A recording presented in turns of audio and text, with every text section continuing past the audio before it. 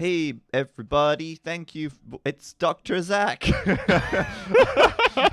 I was not expecting you to go there. No, I wasn't either but I realized that I said it like that and I was like, well, I got to go there now. Welcome back. We are going to have Heresy versus Aftermath, best of 5 for the second semi-final coming up right away. But before we start, I would like to remind everyone that the grand finals will not be casted today because they have not been played yet. They will be played on Wednesday at 10 a.m. GMT. Hooray for live games at really great times. Really early in the morning, in the middle of the... Yeah, but we're going to actually... we're going to cast that live. We don't normally cast the games live. We normally do the Recs on Saturdays, but we're going to actually do it live. So 11 a.m. on Wednesday morning. If anyone actually is around, you can tune into our stream and we'll be casting the game live at that point. Hope to see you there. Yeah, nice and early. Rise and shine. If you've got school or work, what's your excuse? Just watch it on your phone. Yeah, exactly. You know, just like on your lap or something. It's 10 a.m. GMT. Sorry, it's 10 a.m. GMT. It's 11 a.m. in the UK, which is where we are. So, sorry, I said 11 a.m. because that's when it is for us. But we will be casting it at 10 a.m. GMT. That's noon in Europe, and it's like 6 a.m. if you're in, or 5 a.m., sorry. Yeah, 6 a.m. if you're on the east coast of America. And if you're on the West Coast... If you're on the West Coast, it's just really late at night. Yeah. It's like, what, 1 a.m.? 5, 6, 2 7, a.m.? 8, 3 hours before 5, 3. Yeah, it's 2 a.m. if you're on the West Coast. If you're in Asia, it's a great time. Oh, yeah. If you're anywhere in India or Asia Or Australia. or Australia, it's like sort of evening, sort of mid-afternoon, late afternoon. It'd be like 8 p.m.-ish. Something like that. Yeah, like 7 to 8 p.m. Yeah, something like that. So, you know, just do the math. It's 10 a.m. GMT on Wednesday. Where are you from? I'm from the UK. We're in the UK. Where we live in England together. We share a bedroom. I mean, what? We share a house, not a bedroom. Yeah. So let's go ahead and get into our next game. But before we do, I see like Robo's like reaching over to start the game, and I'm like, wait. He's just trolling me. Thank you, Dehis, for the 7-month resub. Thank you, Rancor, for the 2-month resub. And thank you, Mark Coconut, for the Twitch Prime sub. Appreciate that very much. Thank you guys I think that's for the support. Marco Count? It is Marco Count. Yeah. Marco Coconut. I don't know. I'm sorry, Marco. I can't read. Obviously, I've got Robo here for that. Yep. Robots My don't reading make comprehension reading- is much better. Yeah, robots don't make reading problems. No. Right, now we can start the next game. Are you sure? You don't want to like take a look at the brackets or the No, standings or I anything don't want to first? announce any announcements. I Okay, don't want to look sweet. at anything else. I just want to go into Cenotes and get this going. Here we go. At this point, it's pretty certain we'll get a Secret versus AM LAN final. It's looking likely, but it's not certain yet. AM still will have to win, and obviously some of the Chinese teams will have to not win in order for that to happen. So, could happen. We'll see. We'll find out what happens pretty I soon. will move to the UK in October. Awesome. That's very cool. We're living in just outside of Manchester, which is where our studio is. And we'll be hosting an Age of Empires 3 LAN here soon, and some Age of Empires 2 events here soon. So anyone in the UK is welcome to come along and say hello.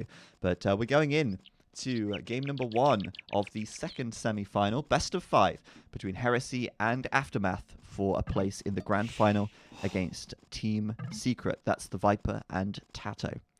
And once again, for these teams in the 2v2 stage, we've got the same players as last week. They can't change players during a 2v2 stage.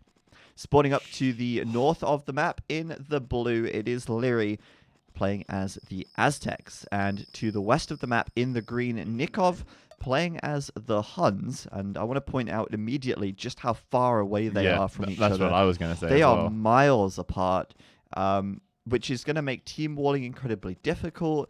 It's a very awkward position for these two players. And it's going to be kind of difficult, I think, just to help support each other.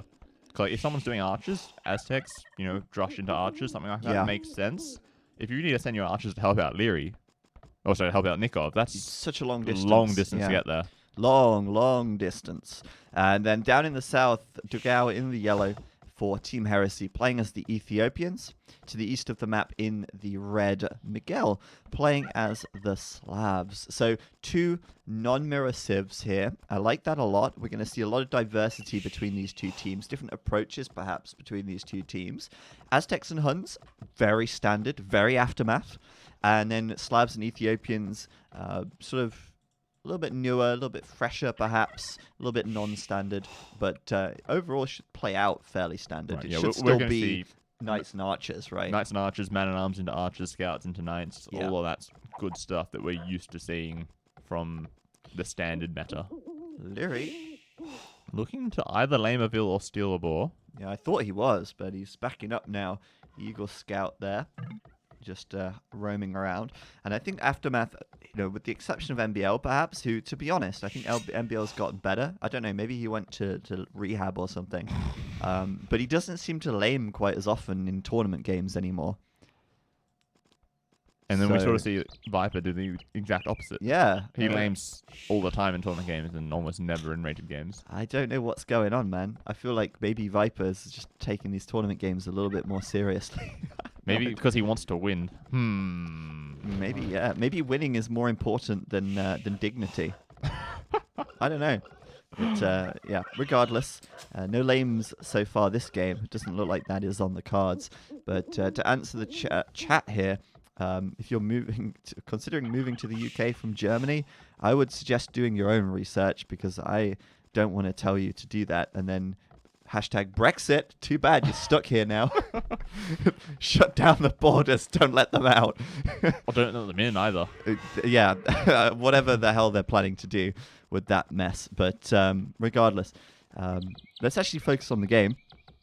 Although it's early It's game, the there's not Dark a lot Age, to not much is happen, happening. not a lot to talk about, I guess. We might see a drush from the Aztec player against the Slav player who could also consider drushing, although scouts is pretty common, and with 3 vills on wood, it looks like looks like Miguel will be going for a drush play here. Scout play.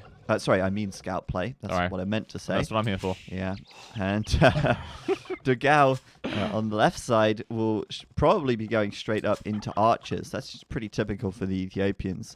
Against the Huns, who could be going for scouts as well. But actually, Nikov walling at the moment.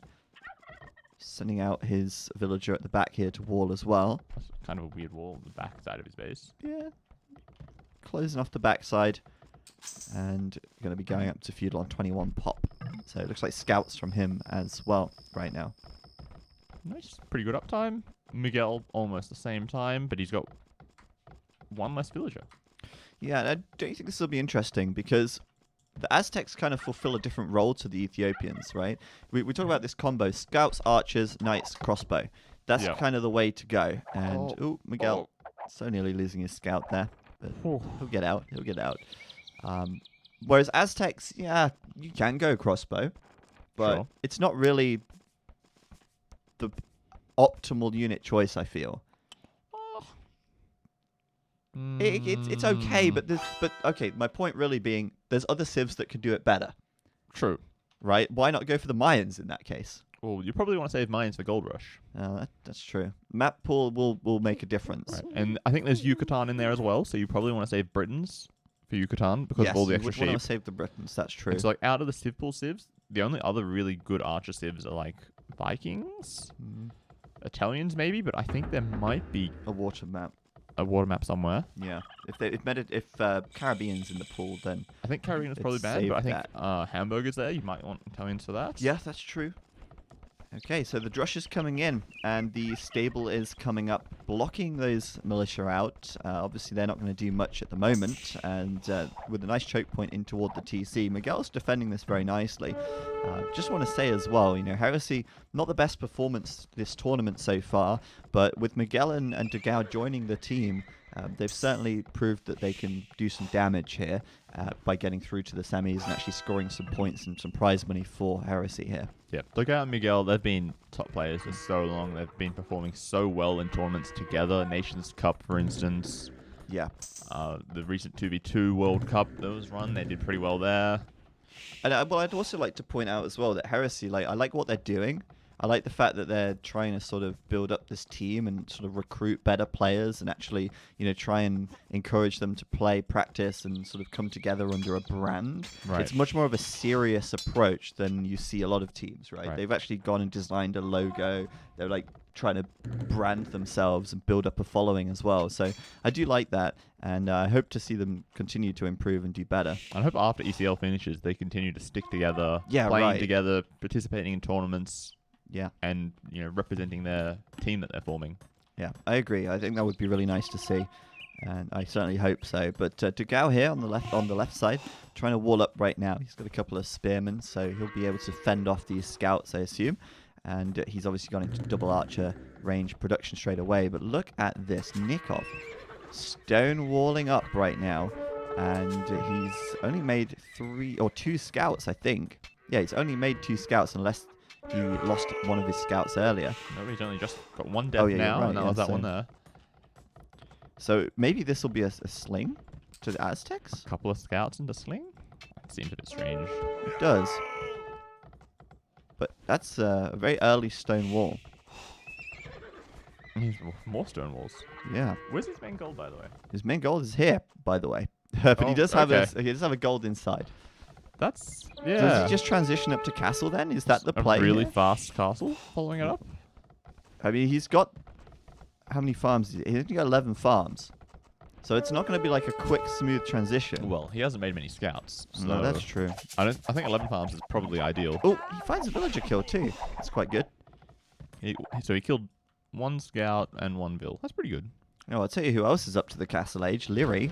Drush FC. Drush FC. And we didn't see the Drush doing too much. Leary killed 2 units. I think that was 2 scouts. And then lost his... 3 militia and 3 his militia. eagle. And his eagle, yeah. So he's transitioning up to crossbow once he goes up to castle. But it's a very fast castle time from him. And, I mean, Nikov doing a blacksmith now, so he'll be going up to castle as well. And then, yeah, I mean, sling the Aztecs doesn't quite sound as good as sling the Mayans, does it? Just doesn't have the same ring to it. So, why would you sling the Aztecs? Screw that. Double stable knight production sounds much better. For sure.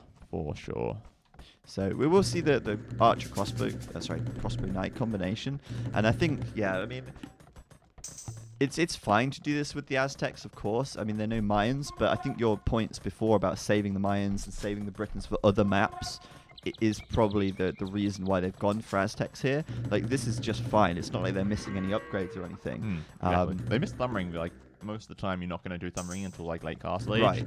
And by then, once you get towards the Imperial transition, you're switching into eagles anyway. Exactly. You're not doing Arbalest long term. But it does just add that different dynamic, because if you were playing with the Mayans, they would do Arbalest and they would do Plumed Archer. Yep. But with the Aztecs, obviously the Eagle Warriors is the more common switch. But he's pushing out now, and he'll be able to get crossbow in before the scouts catch him, so he'll be fine by the looks of things.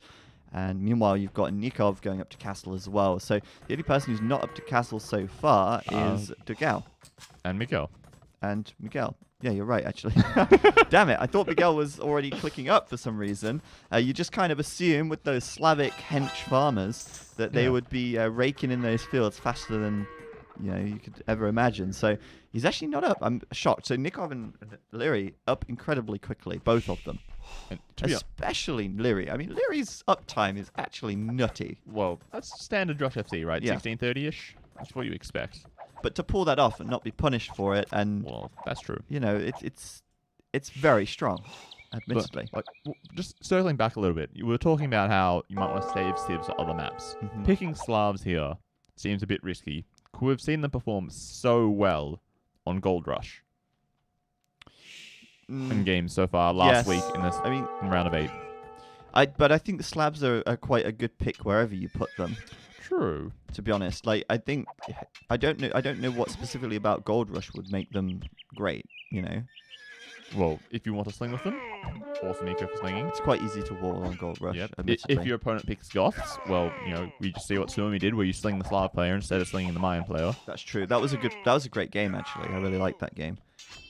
But yeah, I don't know. I mean, they're still going to be strong here though. It's not like they're a bad Civ. Oh no, for sure. I'm not Yeah. saying that it's bad. I'm saying that maybe they could have saved it for something else. What, and then took something else here instead? I don't know. But I guess then they would have needed to find another Civ from within the Civ pool. Yeah, or they would have had to, swap out Ethiopians for something. I don't know. Okay, so maybe they're prepared for this. I imagine they've come to it with some kind of a plan for sure. But both Dogao and Miguel are up to the castle age now, and neither of them have sustained significant damage. In fact, Miguel did a good job with his scouts because he had bloodlines and +1 defense, so he did kill that smaller group of Lyri's crossbow, which is a really good pickup for Miguel, And really keeping sets those back numbers Lyri. down. Absolutely. And if you look compared to Dogao's numbers to Lyri's numbers, he's got double the archers right now. And So- he has better archers with Yes, 15% of faster course, firing. Yeah. So I think this is really still quite good for Heresy, regardless of the fact that AM are up faster, as long as they can hold out for long enough now. And it looks like that could be tough because Nikov's coming over with knights. He's got +1 defense done, and he's got bloodlines done, with a lot of knights coming out now from double stable production. We've seen also that Miguel's had to kind of invest into a few towers, which is sort of a bit of extra gathering time here, which you could argue is wasted, but it's a necessary defense precaution at this point. Well, yeah, he has to do something to defend, and his map is really, really bad to wall, right? His main gold is so far forward. That second gold is even further forward. Oh yeah. Towers is really the only option for him to defend his base. And I don't know if that tower's going to stay up for long either. Yes, there is a tower here firing on these knights, but it's not doing much damage. The knights are definitely damaging the tower faster, and it looks like this might force Miguel and Dogao into a fight, but Dogao is going to get crossbow and bodkin arrow just in time, but it's not good. There's no knights to tank for the crossbows. No, the knights for Miguel are not out yet, and this is just going to end up being a cleanup here. By the looks of things, the villagers will be safe for now, but Dogao losing a lot of crossbows there, because if he stands and fights, he does die. He does lose that fight, thanks to the Knights of Nikov being there so much sooner. And remember, Miguel was not gathering gold for a long time there, so he can't really afford to make a lot of knights. No, he's going to get back on gold, but if he gets pushed off gold again, this could be really, really catastrophic. He could come and take the gold on the left side, but of course at the moment he is committed to taking the gold on the top. And he's forced to do 3 stables at this point to try to catch up on numbers. So he's not going to be making TCs. He's going to fall far behind in the boom. Like, he's already 10 bills behind Nikov That's true. and Lyri. Yeah, they're both behind in Vils. That's So- just a byproduct of being so late to castle as well, I guess. Yeah, exactly. But yeah, at this point, the upgrades are even between... Oh, no, they're not, sorry. Dogao has the +1 defense And ballistics. and ballistics and faster firing. So it might just be the case that we see Dogao and Miguel essentially going all in right now. 2-1 TC pushes, maybe? 2-1 Just mass TC knights, pushes and mass just win the crossbows. game. Like, that's kind of what they've got to do. I think there's 2 ways to approach this, right? When you're that late to castle, you know you're behind economically.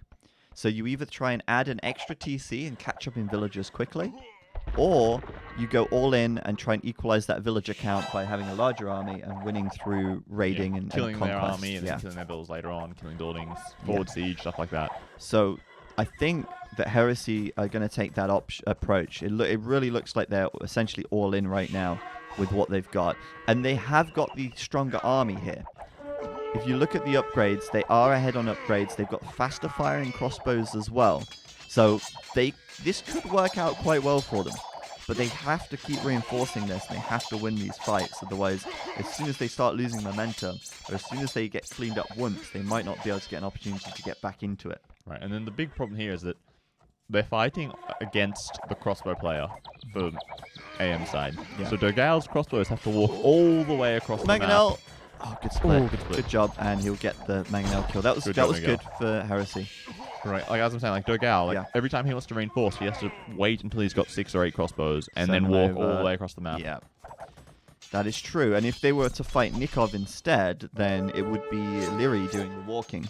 For sure. It really does make a difference who you focus, but they're deciding to focus on Lyri. And I think the reason for that is because the Aztecs are such a threat anyway, right? If you just leave the Aztecs alone, and they go imp and start sending eagles into your base when you've only got one TC, you are dead regardless. For sure. But I think also it was because their army was at Miguel's base defending. Yes, that yeah, first push. and it was just easier to go Just there. go straight across yeah. instead of across the map again to go back to the other side. And they are now retreating and going over to Nikov.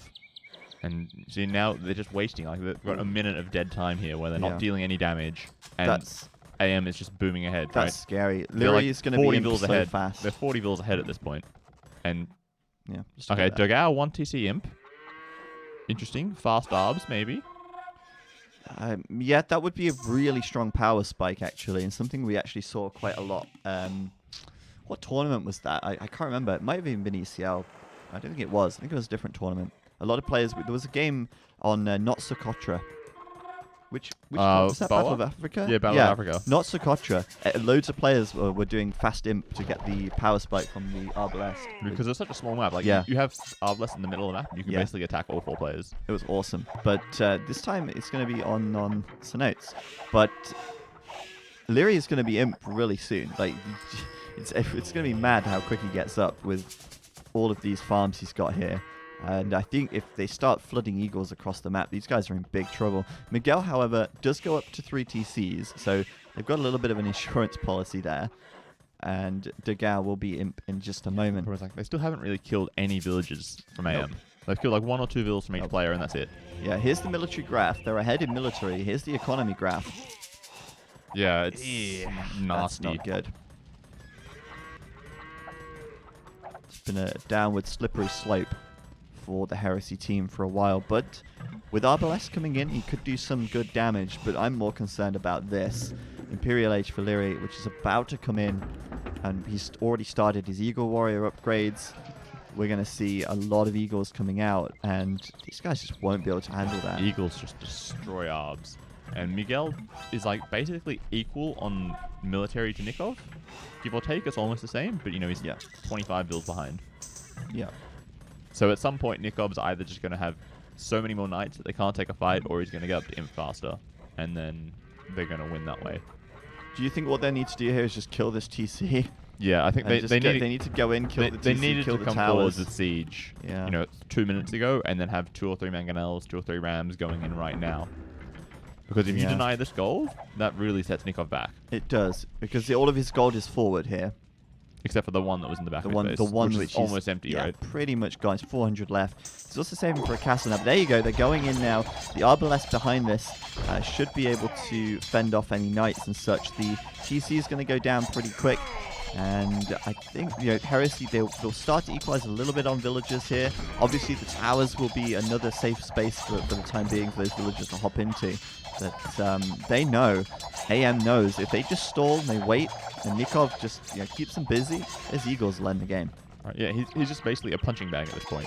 Just sit there, let him punch you a bit, and then take the loss. Leary will come Deal over with with it. like 50 eagles and just clean everything up. I mean, he might not even necessarily come here. He might just go straight into their or economy. just go straight to their economy and clean it all up. But we'll see. I mean, Nikov right now doing light cav.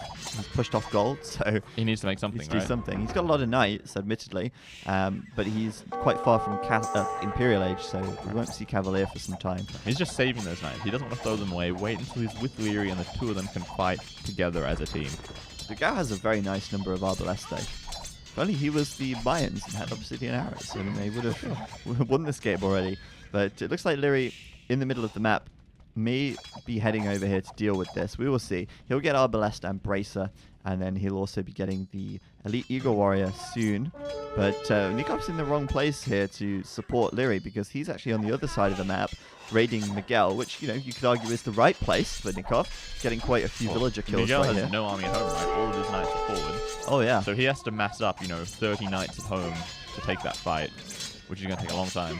He's wide He's open. going to lose so many villagers here, and now here we see Leary coming around the back. Oh, there's a hole here. So they're going to go in, maybe. Elite Eagle Warrior, though, coming through, and Leary's going to wait for that. Those Elite Eagles, man. So much Pierce armor. And Dogao should see it. He knows it's coming. He needs to find a safe place to hide his Arbalest. Get into the corner here. Or something. Like, here's not bad, but they will They'll delete the just gate delete and the gate. stuff. But the Knights doing good damage.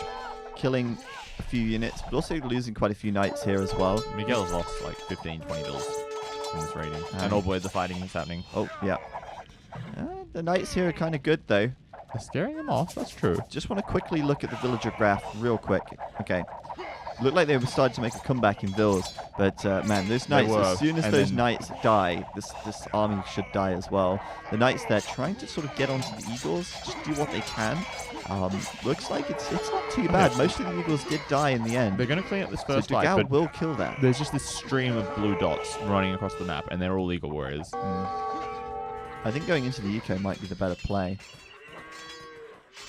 Go into the eco of Dugao, for example, it could be huge. But they really want Nikov to get back on the gold so that he can make knights.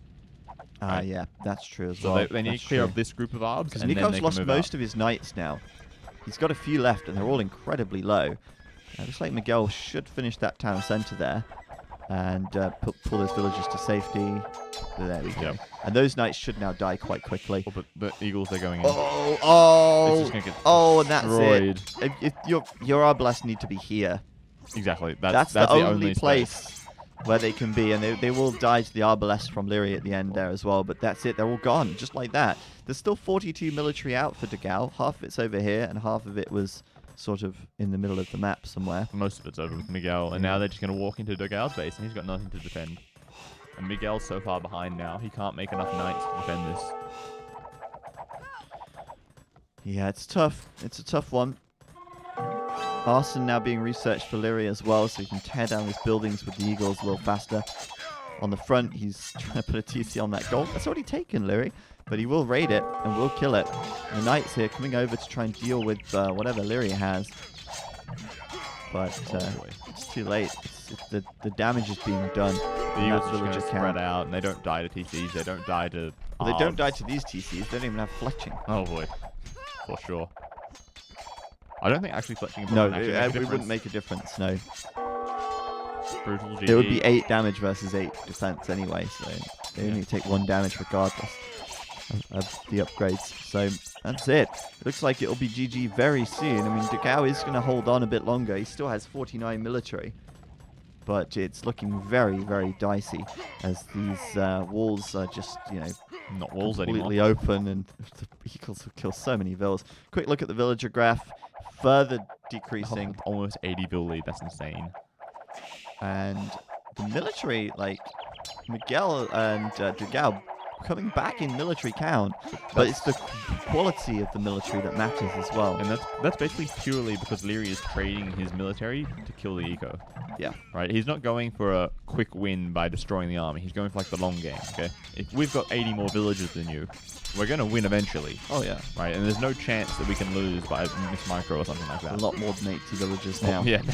More like 100 villagers. 100 villagers now, yeah. And 110 very soon. There's raids doing a lot of damage to Miguel. Miguel not up to imp. Lyri, meanwhile, doing Garland Wars right now for the additional attack. And, counter raiding. Miguel going to kill some villas of Lyri. He'll be happy about that. But it's far too little, far too Lyri late. has more villagers than both of Heresy players combined at this point, before this raid. Man, Miguel's down to 37 vills. It's just brutal, isn't it? Right, and yeah, now that Nikov's hit him, they have to call it, I think. Because Cavaliers are going to come out pretty soon. No, Tarkans. Nikov did Marauders. Oh, boy. Well, yeah, they will kill archers. They'll kill buildings. Yeah, why not? Miguel has no knights, so there's no worry. Marauders. It means no worries for the rest of your days. Oh, it's a problem-free anarchy. No, that's the guys. I know, but Tarkans are kind of anarchists as well, because they kind of burn things down with their fire whips, don't they? Okay. Fire whips? It's a torch, man. Man, who doesn't love the Lion King? It's amazing.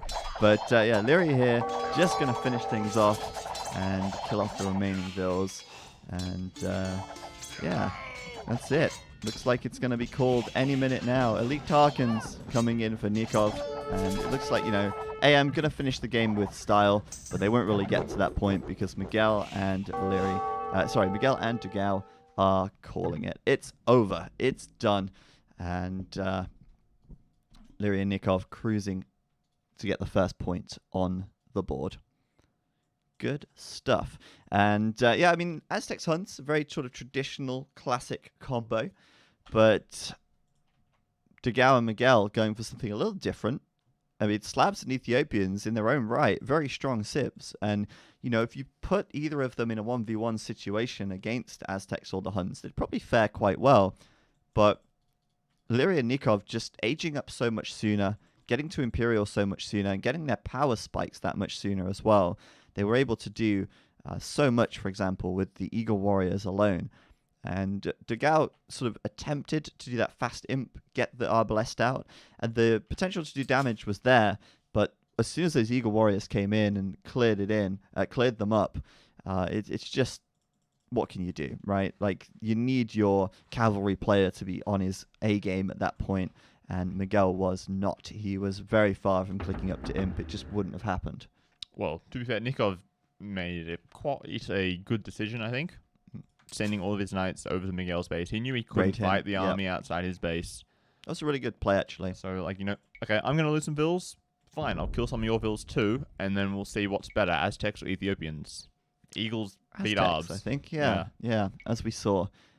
So, well played, Lyria, with a very strong economy that game. Even slinging a little bit. Yeah, he's slung Nikov some food to help him get up to imp. Yeah, which is very smart. I mean, you don't need that much food as the Aztecs. Once you've got your techs in, yeah, exactly. It's all your food is just used to make, eagles, and you don't need many eagles. Much food for eagles. Yeah, like 20 food a pop. Yeah. So you only need like 20 farms or something. You're all good. Yeah. You also had the relic and the villager high. So GG, well played to Lyria there, and well played to Aftermath. They do get themselves a point in game number 1. Quite an easy, I don't want to say an easy win, but an easy end game. Like they very clearly had a victory condition, and they just played it out, which is what they needed to do. So we'll be going into game number 2 in a minute, and I'm excited for this one because it's Mesas, which I love. I really like this map, and I wish we saw this map a little bit more because it's really cool. But we will see it more. You say that, but we've seen it in more than 50% of the series played. Do you want them to play like a best of 5 or all 5 maps? Why can't we just have Mesas twice in each series? That would be much better. Just make it all 5 games. No worries. Yeah, that'd be awesome. So let's go ahead and get into game number 2. Here we go.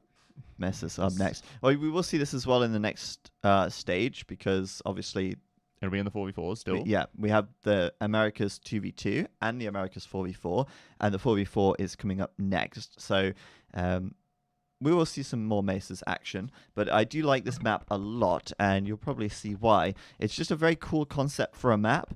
It's sort of got that Socotra vibe by reducing the amount of buildable space, but it's not Socotra. It's still bigger than Socotra. Enough of a normal map. Yeah, you've got space to do things. But you've got this huge sort of like cliff area on the edge. You can see it very clearly on the minimap, which just, you can't build on, which forces players a little bit closer together. It forces awkward trade routes, for example, and it just makes things interesting. I like it a lot, and I've got to say I'm a big fan. So congratulations to the winner of our map making competition, which was Zetnus, who made this map. Zetnus, yeah, for making this map, winning the prize of getting the map in the tournament and the prize money as well. Yeah. The other nice thing about this map is that there's not a lot of wood around the edges, right? There's these very thin wood lines sort of surrounding the cliffs, but otherwise most of it is towards the middle of the map. Yes. So just like fully walling a map, it works to some degree, but you're going to run out of wood pretty quickly. So it forces you to move in towards the middle, and it tends to, rise up a hill kind of towards the middle. Yeah, it's kind of like, everyone's sort of in a little bit of a pit, really. Like the hill sort of goes up and then down here, and then you see, like, for example, Lyria, it's always uphill toward the center. Same for Nikov, same for Dugao. So the map is really well designed. And yeah, like you said about the wood, for example, Miguel, where does he build his lumber camp, right? Obviously, he goes forward to this one. If you wanted to play it safe, you'd have to come all the way back here, and he gets this tiny, crappy little wood line. You never want to take that, really.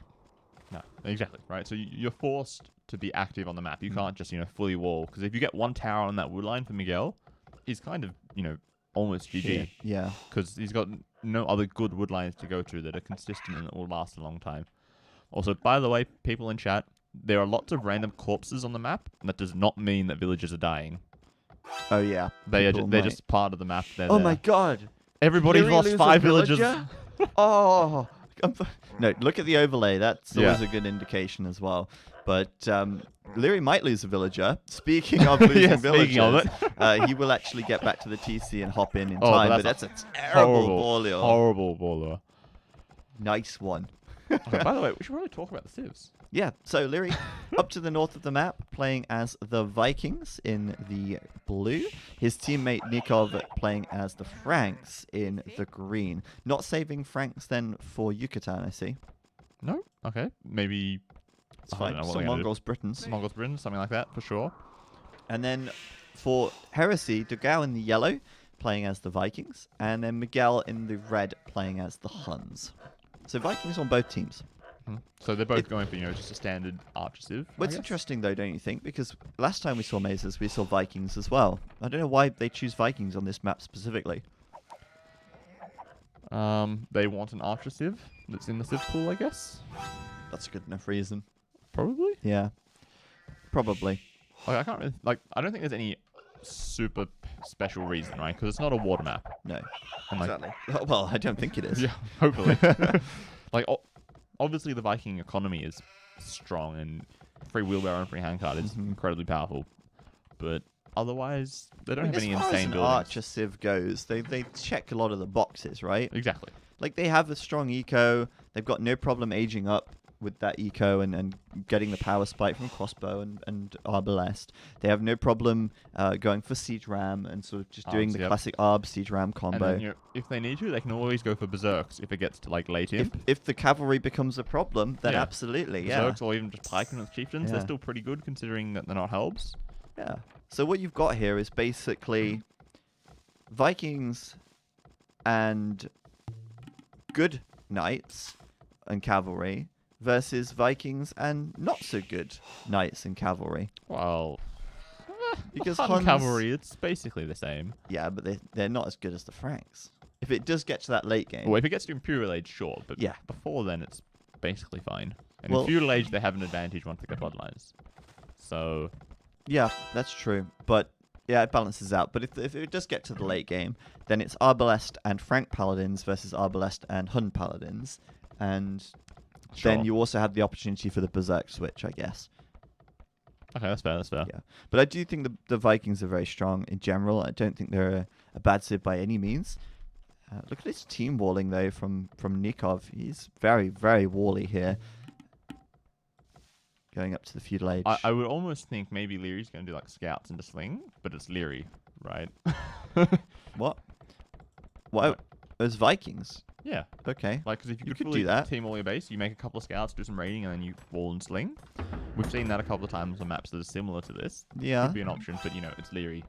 He's- You wouldn't have your prime player be the slinger. No, you wouldn't. Well, implying that Nikov wouldn't be able to receive a sling and capitalize No, on he, it. I don't know. he I think definitely would, could, yeah. but Leary is... Leary. Yeah. It's Well- like you're not going to have Viper sling Tato. Tato is still a good player Yeah, in his own right, right, that's true, but that's Viper true. isn't going to sling him. Viper wears the trousers, Exactly. Um, He's the man in the family. Yeah, right. Well, I guess they're Maybe both not. men, but... But Leary will be going archers, right? That's the play. Two rangers coming Range straight up, archers. and we've got Man, scouts. Nico's fully walled all the way around. That's interesting. So they're going to sort of force Heresy to push against Leary? Question mark? Maybe. I mean, he might be closed as well by the time something happens because he's just going to close this right side That's off. fair. And Heresy is no position to be fully walled. No, not at all. They should have started walling a long time ago if they wanted to wall this map up. But they are both on archery ranges and stables as expected. We have got stable up for Miguel there, I and feel that's a bit weird position for Miguel. He could have easily Yeah. walled that space off, right, while he was building the stable. you know what would be cool if you could wall with this, Just drag it that out. across. That'd be cool, right? Yeah. Why The not? stable next to the barracks, then you wall up to the gold, and then up to the next wood line. You Easy. go along here, and then you walled this, and you Oh, did no, you this, just and wall- this. I'm kidding. Easy. Team wall there. They've got a team wall. I just want to yeah. pretend that I'm using this, right? You want to pretend that you're pro. Yeah. And you can wall like the best guys. Look at this wall here. He's gonna stonewall this. It's cool. I wish you could drag this. PKZ, please. Okay, you should switch over to Capture Nico's point of age, view. This is please. actually a user patch function. By Oh, the it's way. user patch. Okay. Why? Oh, I was thinking it would change the wall into like his. Well, it did.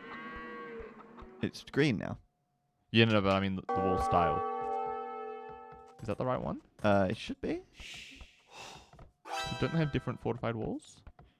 Mm, I don't I'm know. not sure. Right. Never Anyway. mind. Yeah, it's not been a lot happening, as you can tell, but there is now as Degao and Miguel start to push onto Nikov. He may be walled, but he is under a bit of pressure and might not be walled forever. Just buy them time. Oh, he's got that stone gate there. They're not going to get in anytime soon.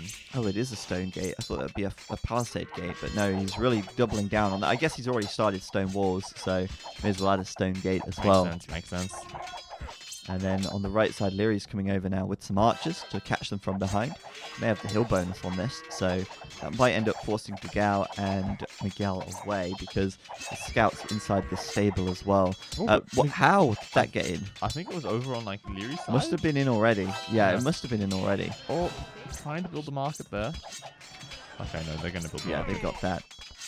It's kind of close though. That house was very nearly going down, and that scout came in just enough to sort of pressure them a little bit. But Nikov here does have a lot of scouts. That's 7 scouts, and they can come in from behind and clean this up. Oh boy, this is going to be bad. They need to get up on top of the hill. Up on the hill. Dugao, up on the hill. Okay, Leary needs to get the spearmen. He focuses them down first. That's great. Nikov has so many more scouts Oh, he and does. they're Frank scouts. Oh, he does. And Leary's microing like a god. Just like avoiding all the damage from Degao, taking out a lot of archers as well. What an absolute cleanup for Team AM there. Let's just take a quick look at the military graph just to show you how that went.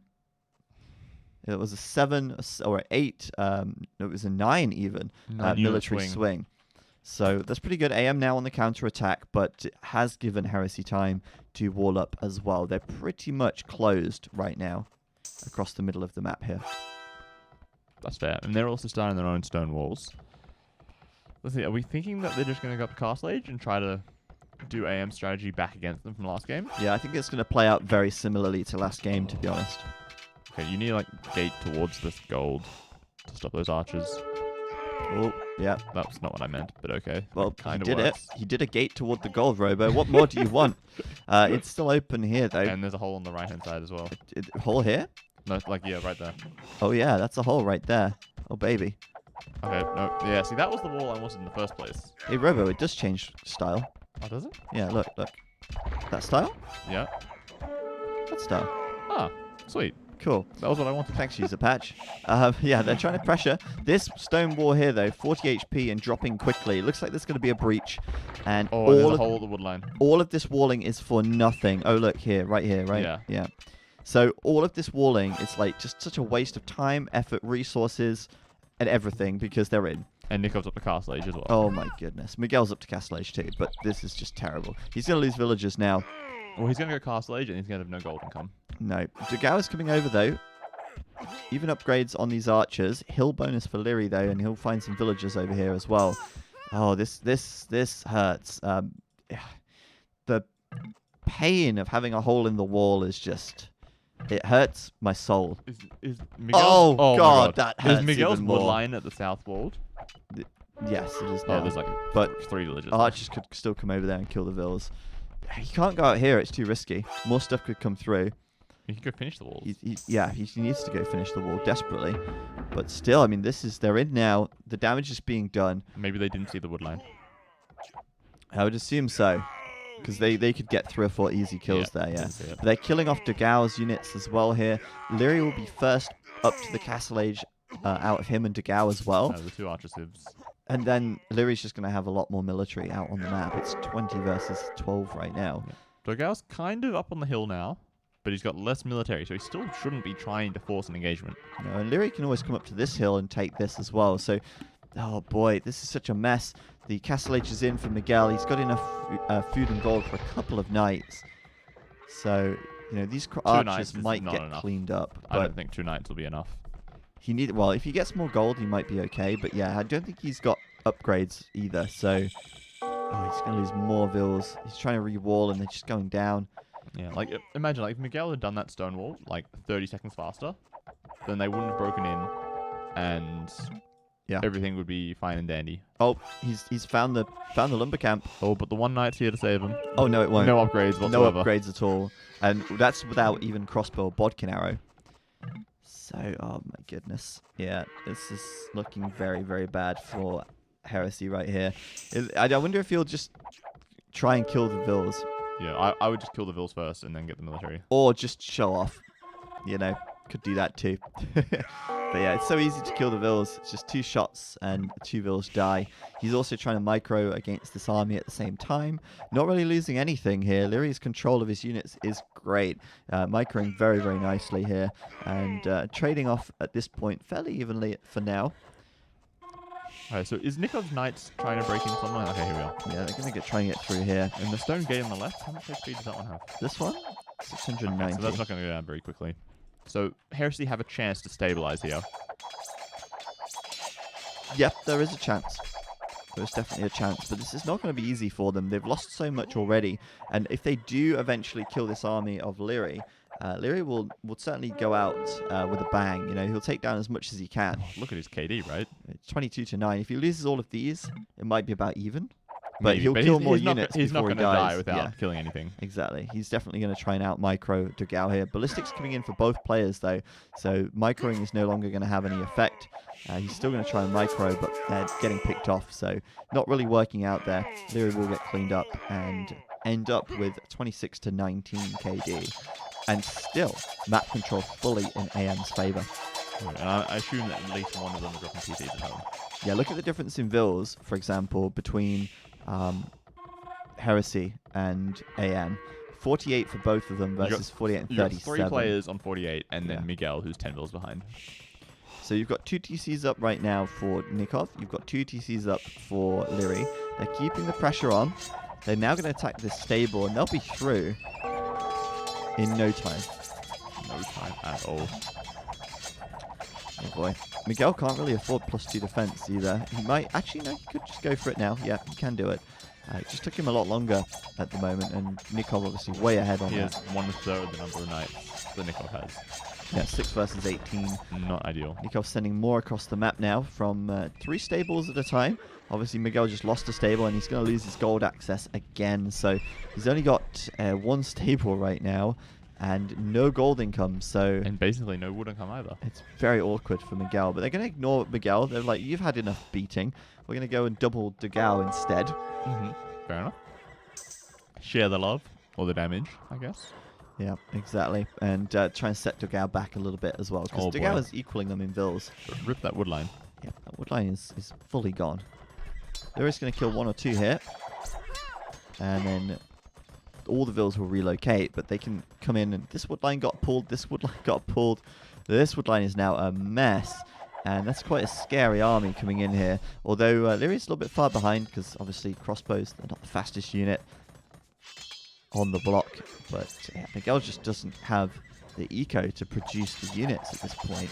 He is going for more upgrades, forging and husbandry coming in. But with only 2 stables and one of them sitting idle for a bit, it's just not looking good. They're just sort of snowballing this one out of control, our aftermath. Yeah, but it's not looking good at all for Heresy. Like, Dugao's keeping up militarily and economically compared to Lyri. They're both basically equal. It's just Miguel just sort of got screwed by his somewhat bad map generation. But Well, no, I wouldn't blame the map generation. I'd blame the lack of walling. yeah, yeah. Like, Not both teams walling have was the probably biggest built problem. about the same number of walls. So here we go. Nikov's coming in. They've both got equal upgrades, so Nikov wins because he just has Double the twice number. as many units. And Dugao's actually going to pick off some of these reinforcing units here, which is pretty good for him. But look at how many arrows he fired. He only killed 2 knights, right? Yeah, one of them got low, but yeah, that's true. Here's Lyri supporting. Here's Lyri. That's 5 dead Vils on the farms, 6 dead Vils on the farms. And he's going to come in from the back to clean up any of these knights as well. So Miguel is still completely pushed off gold. Not a lot he can do about it. This gold here, also not accessible. This gold obviously too far forward. And although Dugao is now rocked up and does have a good number of crossbows actually, It's still going to be very, very tough for Heresy to stabilize this situation and get Yeah. Aftermath out of their Still base. just not enough. Like, that market is actually in a really annoying position because he has to get off the hill if he wants Oh, to this attack. one, yeah. Right? Because he wants to stay on that little hill ridge line, but he can't because the market's in the way. Which is actually somewhat frustrating, I think.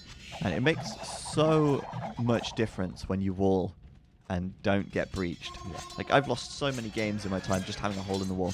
Right, and here we see the fruit of that. Like, Leary's up to imp already. That's crazy. But Viking economy admittedly, he going. only did 2 TCs, I think, whereas Degao did 3. Leary... No, Leary's got 3. Oh, no, Leary does have 3 TCs as well. You're right. And they're almost equal in builds. Yeah, that's true. And almost equal in military. Overall villager, though, it's going so far in Aftermath's favor. 63 additional villagers right now. Miguel's got less than 30 bills. He has less bills in the game time. That's a bad sign. You want to have double the vills of the game time, ideally. That shows that you've not had much idle TC time if you have. Yeah, if you're only on 1 TC. If you're on 1 TC. Yeah. I mean, that's kind of like your benchmark, isn't it, right? If you've got less than double the villagers of the game time, then you're behind. You have problems, Yeah. At any stage of the game. Makes sense. I mean, obviously up until a point. Like, up until, like... 50-minute mark. Yeah, I mean, it's... Even then, that's not really the best measuring stick, is it? Well, it kind of works. Yeah, sort of. Let's not try and make that a thing. Well, we see here we've got 3 players who've got more than double the game time. Yeah, but at some point they're going to reach like 120 vills and stop. Right, But they're going to reach 60 minutes 120 game vills long before 60 minutes. Sure. So that's not really the benchmark at that point, is it? Because No. if you're only reaching 120 vills at 60 minutes, you also still have problems. Well, now Yeah. you're making it too complicated. I know, it shouldn't be. We had a good thing, and now you've just ruined it. I have. Yeah. I'm a ruiner. So, yeah, Lurie, up to imp any second now. And Nikov's just going straight onto the TC. No fear. There's no military here to stop me, so why not? No fear. And Lurie now, Bracer, Arbalest coming through. The TC looks like it's going to be going down, and there's the GG. Miguel and Nikov, Degao calling it right there. Degao was on the way up to the Imperial Age, it's worth noting, but he was just a little bit too slow. And, you know, ultimately, once Lurie gets Arbalest, he kills off this army regardless, and that TC goes down, and Miguel loses another 9 vills, and it's just, yeah, you're not coming back from that, and they know it all too well. So GG is called there. Heresy unable to really get a footing in this game just due to that hole. That was really what cost them right here, that hole in the wood line. Obviously this hole that was busted here as well, but this one as well. Just those holes, man, causing games to be lost since 1999. Yeah, that sums it up pretty well. So we'll see if Heresy can come back at all. We'll see if they can do anything to pull this one back. Obviously, Aftermath, on paper, the strongest team. In practice, proving to be the strongest team as well. Yucatan is our third map. And I think Aftermath will have... They're probably going to go for Mongols here. Mm-hmm. And maybe I like mean, Spain, maybe try to do something like what Secret did. Yeah, maybe. Like Mongols, absolutely. They've already taken Franks, so they won't do that. And they need a Knight Civ from the Civ pool, Yeah. which is basically Spain is the only other remaining one. Or they could do Mongols Britons and make the Mongol player do scouts and knights, and the Britons do archer, and then transition into Mangudai later. But then what do the Briton players do? Just keep making arbs. Yeah, fuck it. Arbs, helbs, trebs. Yeah. Well, let's find out. Let's go into Yucatan. Game number 3 coming up. This is match point for Aftermath. If they win this, they go through to the grand finals against Team Secret, which will be on, well, the grand finals will be on Wednesday at 10 GMT. And we'll see who makes it through. But it looks likely to be Aftermath at this point, given how the games have gone so far and how dominant they have been in this series. But let's go into game. And here we go. Welcome, everybody, to Game 3, Heresy versus Aftermath, second semi-final. Winner goes through to face Team Secret in the grand final. And we have Leary and Nikov here, spawning into the east of the map as the Mongols and the Spanish, so no Britons here for Aftermath, not going for like a double archer play, And then for Heresy, we've got Franks and Britons. The combo that we saw earlier on in the series, or last series, sorry, with Team Secret against BZK. In fact, it was exactly the same matchup. Exactly. So we'll maybe see if Heresy can do better than Brazucas, or maybe they're going to face the same fate. Maybe. We'll have to find out. If Viper and Tata have taught us anything, we might expect to see a very wally, boomy strategy from these two players, and see Conquistadors coming out from Nikov and Liri going up to the Imperial Age for Mangadai. But And we're actually seeing a sheep sling already from Miguel. this is already better than BZK, Yeah. right? Like BZK ended up getting lamed by Viper and losing turkeys to Viper because he came and stole them from him very early on. But Miguel slinging over some turkeys to Dugao. That's the way to play it, I think. You get a lot of turkeys on this map, and of course the Britons gather faster from All herdable. sheep herdable animals, not huntable animals. Yeah. And it's insane, like, because if you give them 8 turkeys, they basically don't need to make a farm until like minute 15, which is insane for their economy, right? They can have so many more villages on wood. Like, you can basically go 3 range archers. If from you're the going for get-go, archers, it's absolutely right? Because huge, you don't need isn't it? any wood on farms. Yeah. You make a mill because you have to, but you probably wouldn't even put bills on berries until after your sheep are almost finished. Yeah, absolutely. And you see Nikov there with a lot of like ding ding ding ding on the mini map. He's looks sort of like indicating where he wants to wall to. Team walls It already. looks like we're going to see a big wall coming across from here all the way to here, and they'll team wall that from across here. Like there's a lot of walling That's to a big do. open space in front of Leary's base, though. Yeah, it's a huge wall, and I don't think a team wall is very, very easy on this map, especially given all the shallows that have now been added in to balance it. Right. Because like in the north of Nikov's base, we can see that Dogal's scout is going over a shallow right now. Here, yeah. If he doesn't scout that, well, boom, they're in behind his economy. Boom. Boom. That's what You're these not booming players today. want to do. They would love to boom, but well, I don't think they'll. Wow. Sorry, I got sidetracked by talking about booming, but now I'm looking at the turkeys and I'm like, God damn, look at this. That's so good for Dugao. We'll keep a track of when he seeds his first farm. Yeah. And just see how much later it is compared to other players. Liri already going up to build a mill, of course. Wants to take the deer, grab his hunting bonus. And why would you mill the berries when you could mill a patch of deer as the Mongols? Yeah. You just wouldn't. Especially when there's 2 sets of berries, right? Yeah, two Like, sets right you here. You go for them later on. The Frank player does want to mill his berries, and this is nice because the deer are very close to the berries as well. And he's got a second mill opportunity on this berry patch right here as well. So, God, there's an abundance of food on this map. I love it. I think it's a really fun map. But, oh, goodness, Miguel here trying to steal some turkeys, trying to lame some turkeys. Is it just me or does Liri have way more turkeys than normal as well? There should be 16 minus however many he's eaten. Okay, he's got 13. That's pretty good. Alright, so he's eaten 3 and taken early boars because he's Mongols. Yeah. Makes sense. Nikov has 10. Dugao has 10 as well, but he's taken more, of course. And then there's 7 left under Miguel's TC. But he did sling a couple over to the gal. Yeah. Exactly. So I'm interested to see how this plays out. But Nikov here, starting with men at arms, or sorry, militia, not even up to feudal yet. Drush FC. But that's exactly what we saw last time from Viper, pretty much. Drush FC. And he'll do a pretty fast FC with this abundance of food as well. There's not a lot that's going to stop him here. Liri looks like he could be going for men at arms, but it doesn't look like he's actually training any militia yet. And he's not on gold either. Okay, they're not militia. So it will just be scouts by the looks of things for the time being. But he's got so much food. He should have a very fast castle time off the back of this as well. That's definitely an option, or you can just make tons and tons of scouts and just flood the map with military units. He could do that as well. But here comes Nikov. Oh, that is nasty. Right onto Dugao here. And Dugao is like, oh, damn. Oh, Yes, yeah. I guess I should have seen that one coming. Yep. Did he scout it? I don't think he did. He mustn't have. He did scout did it. scout He's it. got no excuse then. Oh, that is so bad. I'm going to make archers with... 1 gold miner. Nope. Yep. He's got another gold mine.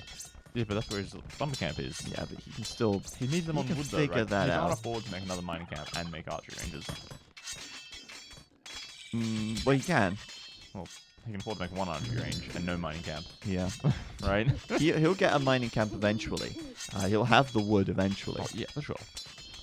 But yeah, he can clean this up with skirms now if he has to. yeah, it's really annoying for him though. Really, he'll get a spearman out. That's not going to do much, unfortunately.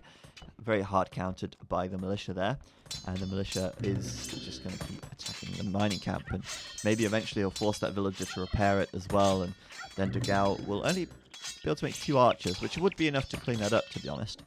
But still, it's kind of annoying, isn't it? The bigger thing is it just slows down his counterattack, right? Because Yeah. you normally, like, if you make 4 archers, you can kill the militia and then instantly go forwards. With 2 archers going forwards, A, it takes so much longer to kill the militia. Well, assuming the militia fight back. Not at this rate. Well, yeah, okay, never mind then. Too locked on to the mining camp by the looks of things. But yeah, he'll clean that up now. But yeah, you're right. I mean, it does slow him down. In comes Leary, though. Leary's going to sort of come over here and clean up some stuff. I mean, there is a spearman, so he's got to be very careful, but it is only on 4 HP, so just hit the spearman once, and now he can start attacking villagers. Second spearman pops out, and Leary does have to get back from there for now. But yeah, still no farms yet for Dugao. 12 minutes of game time. Why would you make farms? You can just go mill the berries, right? Exactly. There's farms up for everyone else, interestingly, apart from Nikov, who's on the way up to feudal age right now. And he's already on stone. And okay, so he's just walling the north of his base entirely Like instead this, of here and here. going for the shallows. Yes. And he's actually walled out the lake entirely, it seems. The lake. Like the river on the left Oh, between him this. and Dugao. Yeah, he has. It's gone all the way No along the edge. landings Look for at that. you. Oh, I love it. That's a very big dedication to war. That's how it's done, Right. Heresy. Watch He's and really learn. scared that he's going to get landed. I mean, the landing is so unlikely, right? But you've got to be prepared for every situation. Yeah, that's the sort of sneaky thing that could lose them the game. Yeah. And here we go. So we'll see Nikov up to the castle age very soon. Miguel going to come in with his counter-attack here. Better scouts, of course, with the Frank extra HP. So he could do some damage. There aren't any spearmen out for Leary as far as I can see. There's one on the wood line there. He's training more now.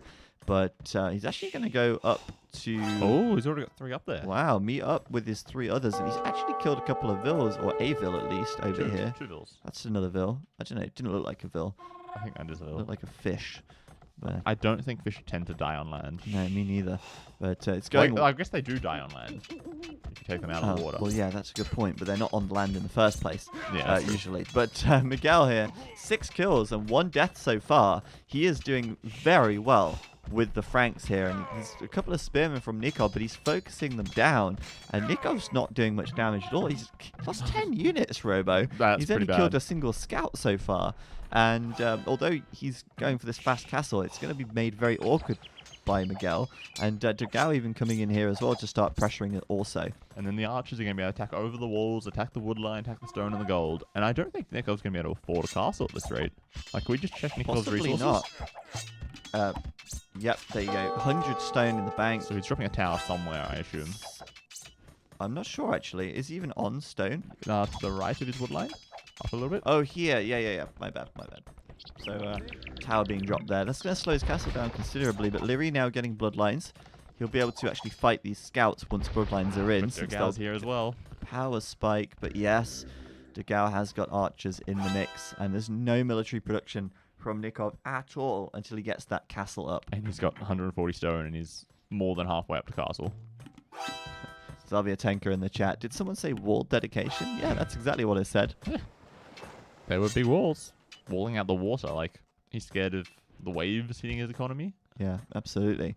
And man, I mean, these guys right now at Heresy, motivated by the prize money here. Obviously, there's 60k in this tournament, and if Heresy can pull themselves through, they will get themselves some cash, even if they won't be able to get to the land final. But Maybe they could spend the cash coming to the land final. maybe that would be cool, wouldn't it? I'd love to see them there, even if they don't qualify. The more the merrier.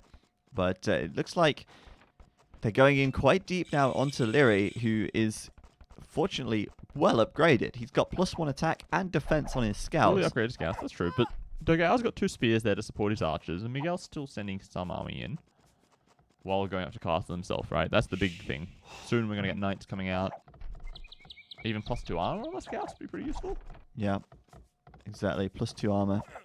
But we will see the engagement here. This should go quite well for Leary, I believe. Although, actually, he's not focused down the spearman, so never mind. It could have gone better. Nikov coming over with a spearman to support. If that spearman goes down, then Leary might just commit here and then try and kill off everything else. Oh, but he's got a nice little corner there to sit in. Yeah, Degao should maybe be focusing on villagers here. What do you think? Oh, I think it's fine, because if you kill the scouts, then your archers can move someplace else, right? They can kill the villagers anyway. Yeah, that's true. But I don't know, if you lose the scouts, you never get the the archers. You never get the opportunity to kill any villagers, and scouts are going to drop off very quickly once the castle age comes in. Yeah, but remember, every time you kill a scout, Leary's sort of forced to make another one. As just a defensive measure, right? So he's still he's investing more into food. And then he's not going to get castle as quickly. There is a significant difference in the timing of castle age between Miguel and Leary. Miguel is already up and he's already sending knights across, whereas Leary, only just building a market, doesn't quite have the resources to go up yet. And Dogal's up as well. Yeah, that's pretty good then for Heresy. They're definitely ahead at this stage. But Nikov now has stabilized a bit. He's got his castle up. He's got his conquistadors coming out. And to be quite honest, this is getting a little dicey, but he's not got food, Robo. How is he going to do 2 TC production without food? And Conks. Yeah. Because Conks got food. He's got like 5 or 6 He bills just on had to berries, buy and food. that's about it. That's it. He's got 1 farm. Or 2 farms now. And a couple of berries. A couple of berries. It's not good enough. The Conks, however, are good enough. Don't let anyone tell you otherwise, Conquistadors. You are glorious. You are wonderful. I don't think I've ever heard a single person say that Conquistadors are not good. Not good enough. Some people hold them up to too high a standard, right? But I wait, there's a boar here that never got taken. It's a bit silly. Dogal, you're wasting free food. You were so happy with the turkeys. This could be Heresy's game, and but... by the way, Dogal, he's only got 3 farms at the 22-minute mark. Yeah, it's pretty good, isn't it? Pretty good. But I was going to say, this could be Heresy's game if they're able to stop Nikov getting up to too many conks. They will start to sort of hunt them down with the archers here. And Miguel is in with knights onto Leary again. This time it's going to be a lot more dangerous because they will be killing villagers on the wood line. They will be getting onto the farms, onto the berries. Wow, Leary could be losing quite a lot here. For sure. And like the scouts, they barely scratch knights at this point. So he can't clean it up like the last time for the archers. No chance. Even with the upgrades on the scouts, what are they going to do against the knights, right? Not like much absolutely at all. Nothing. So Leary's losing quite a few vills at the moment. He's going to be behind in villagers before long. Degao is actually behind in vills in overall right now, but if Leary loses a couple more, then things will equalize just a little bit. Remember, he does have British cheap TCs. Yep, that's true. That helps out. He can get his boom going again and back. That helps a hell of a lot. Yeah, just denying all these farms is so strong because Leary can't really afford to make knights at this point because, you know, he's got no food income. But Leary is doing something that we suggested maybe Tato could have done in the last set, which is start off with camels. And I think in this situation it makes more sense to do camels anyway because they are a counter to the knights. 100%. And right now you've got knights on your farms, so you better counter them and deal with them quickly. But 2 camels versus 5 knights, still not a fight you want to say. Not a good fight. And I feel like camels, although they do counter knights, it's not like a really hard counter. No. It's not like, I feel like skirmishers really hard counter archers. But camels don't really like hard counter knights. I think that sort of has to do with the fact that the knights have such a high attack damage to begin with. Yeah. Right, because like the camels only have 6 and they've got 10. And then the camel bonus is like plus 12. Yeah, and they have 4 melee armor as well. Right, so it sort of balances out. The camel's only got like plus 5 or 6 attack compared to the knight, which is like only plus 50%, whereas the skirmisher does like, 2.5 times the amount of damage. Exactly, right? Like, so yeah, it's just an interesting thing to me, really. I do find that interesting. Right, but here we see Miguel just booming away. Look at him go. 61 bills. He's going to start spamming out those knights pretty soon, I think. Oh yeah, he'll be, at the moment, only on 2 stables, but he'll add more soon because he's booming up like a madman, and no one's going to stop him. This is looking very good for Heresy right now. Degao now also trying to come in and pick off those Conquistador, but I think he's missing ballistics. Yeah, so looks like it. Doesn't actually hit any of those shots. Just as we said, he starts to research it. There we go. So just realizing it's quite important. Yep. It's Well, I a pretty don't good think he's upgrade. only just realizing that. I'm pretty sure he knows that, but It is definitely a good upgrade.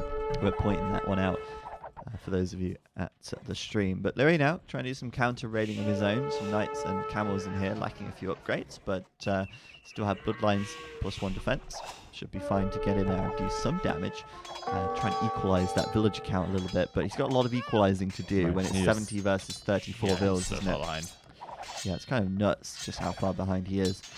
So very well played by Miguel at the moment. And this kind of pressure onto AM has sort of forced Nikov to stay home as well. Nikov's not really doing too much raiding, or any raiding he is doing is in small numbers and getting shut down very quickly.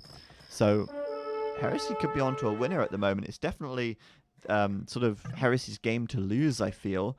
They should, if they play this out right, be able to convert this into a win, but obviously Aftermath will do everything they can to prevent that from happening.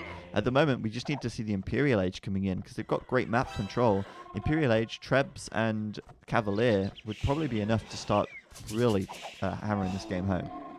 I'm not sure if Imp right now is necessarily the best thing to do, because if you give them a chance to get back into the game, they're going to get back into the game. Whereas if you can break in to Leary's base while he still has a weak economy and get in there with 20 knights, he can't stop that. Right, because look at the military count. That's true as You've well. got almost 40 military to 7. Right, if you break into their base, they can't really stop you at all. Yeah, that's true. They can't, but I still think going Imp will be the way to really secure the win, like, for sure. But right now, they're in on Nikov, and they will kill a lot of stuff right here as well. Nikov's actually going to pop out a Mangonel. They're going to see that, I assume. You see the flag. Can he pop it out? Oh, right on top of the archers. And he kills 2. That's just not good very enough. Yeah. Cool. Dogar saw the flag. He put his guys on spread formation so they wouldn't take too much damage. And nice and fine with that. They're just flooding in to his base. It looks like we've got a forward monastery here. We've got a 4th TC from Miguel. And more and more knights just being rallied here into Nikov's base. And Nikov's got some conks, which are great. He doesn't have bloodlines, Robo. And there's quite a lot of crossbow here. He doesn't have crossbow armor either. No, so they're actually going to die quite quickly to the crossbow. And, well, there you go. Nikov and Leary just calling GG right there. It didn't even need to go to Imperial. They just pushed in with the Castle Age army that they already had and cleaned house. Well played to Miguel and Heresy. They are putting a point on the board, and they're not done yet. It might still be match point, but they're going to do everything they can to pull themselves up by their bootstraps and get themselves into that grand final. Very nice game from those guys there, and I'm quite impressed with the way they played that. I do think Frank and Britain is probably stronger than Mongol and Spain when you look at the civ bonuses that they have. Franks and Britons just have such a good synergy with the sling over of the turkeys, the Briton gather bonus, the Franks gather bonus on the berries, and I feel like the Spanish are a little bit more awkward to play. I feel like as long as you're able to be aggressive and do damage early, Britons and Franks have much, much more powerful Castle Age. Like, Conks are really good in Castle Age, but the Mongols are kind of meh, right? Because if they make camels and knights, they don't get +4 armor and imp, so they don't really want to be doing that. And they don't really want to be making too many crossbows either, because they want to switch into Mangadai. Yeah, exactly. Right? So they're sort of like a weird position where they don't really want to make much military at all. Whereas Britons and Franks is like, I'm just going to make knights and crossbows, and then we're both going to upgrade them in imp logically, and then just keep going in. Whereas, and even with Conquistador, you don't necessarily want to keep making too many conks, because although we did see Elite Conquistador from Viper last game, ideally you want to tech into Cavalier Paladin later on. Well, he was doing Halb and conks because they were only fighting Paladin. That works, which makes perfect sense. Whereas in like a mixed combo game like this, where you have the two players working together and there isn't a slinger, the big problem here would have been the crossbow. Yeah. So, he wants to get on Paladin at that point later on. So, conks are great in the Castle Age, like great in small numbers at picking off knights and stuff, but way too outnumbered to deal with this. And generally lacking not the enough upgrades in a 1v2 sort of situation. Yeah, that's true. And lacking upgrades as well, so that these crossbow would have killed them very easily. Exactly. Like the big difference between this and the Brazucas game was Fire didn't really do any damage to the Viper. Whereas Miguel got in there and killed 5 or 6 of Nikov's vills. Yeah, he did a Denied really his good stone job. for a long time, denied some of his farms, and that just slowed down. Like, by the time he got to Castle Age, which was still fast, he didn't make the castle for 2 or 3 minutes. Mm. And during that time, they were able to switch over and go attack Leary. Yeah, it was very good, and obviously taking out Aftermath's economy so early on. I mean, it tends to be the theme, doesn't it? You know, you lose 20 villagers in the feudal age, and it doesn't go well by the time you reach castle. So there you go, villager high there. Miguel with a big boom that game. Dugao in sort of quite close behind. Nikol with a few more vills than Dugao, but really Leary trailing quite hard. Just unable to get himself into that game after that early game he raiding. just never really had any military. Like, he made so many scouts, and then he had nothing to back it up once he got to Castle Age. Because, he lost so much. Yeah, he invested heavily into scouts as well. Yeah, that's a good point. A lot more than Miguel did. But there you go. Game 3. And Heresy get a point on the board. It's still match point. Aftermath could still win the series in Game 4. But Heresy could also bring it back even right now. We could get the reverse sweep. Yeah, we could get a reverse sweep. We could get all 5 games here. We'll see what Heresy can do, as Gold Rush will be our next map. Where is the land final happening? We don't know exactly where. I can say that it's very likely to be in August, and I can say that it's either going to be around Gamescom or around our studio in Manchester. But it's not confirmed yet. We don't know. But it looks like those are the likely options at this point. And the reason it's not confirmed is because it's Microsoft's job, not ours, to decide the LAN final location. They're organizing the location. Yeah. They're paying for all the equipment and all the stuff that we need for it. So we Not need our them not to our decide. not our pig. So, but we will obviously update you with official information as soon as we know. But it looks like the likelihood is that the LAN final will either be not inside of Gamescom, because I ruled that out. I said we don't want to be inside of Gamescom, but either in Cologne around August or in Manchester around August. I feel like those are the 2 likely outcomes. But we will see, and we'll keep you updated as soon as we know. Greenland. Yeah, Greenland is the 3rd option on the table. Yeah. That's a very, very close third, but it's there. Yeah, although actually I think Viper was lobbying to have it on Svalbard, just for his tactical advantage, Sure. If it's in Manchester, we will try and allow spectators wherever it is. One of the things I'm trying to push for is allowing the community to come and watch, no matter what. Sure. Anyway, so do we want to get into the next game? Yeah, we do. We do want to watch Gold Rush, which is happening next. Let's have it in Australia. Oh boy, I can go home. Robo literally just moved to England so that he could be closer to the action, and then we go and have it in Australia. Easy game. Too bad. Okay, so Gold Rush, we're expecting mines from both teams. Maybe, Slavs from one of the teams Slavs here. and AM probably. And Heresy is the question mark on what they're going to do. Persians. That was not what I was expecting. That's what they've gone for. Okay, fair enough. Persians are decent. If the Slavs go for knights, then the Persians can make camels. Sure. But, Persians, they're very much a... civ. They're okay at a lot of things, but they're not, really great at anything. Yeah. If you want to sling with the Persians, they don't really have that much of an eco bonus. It's almost like an eco negative, because you have to spend more food on villages because they create faster. Right. Which But that pays back. It does pay back faster eventually as well. but Yeah. it's...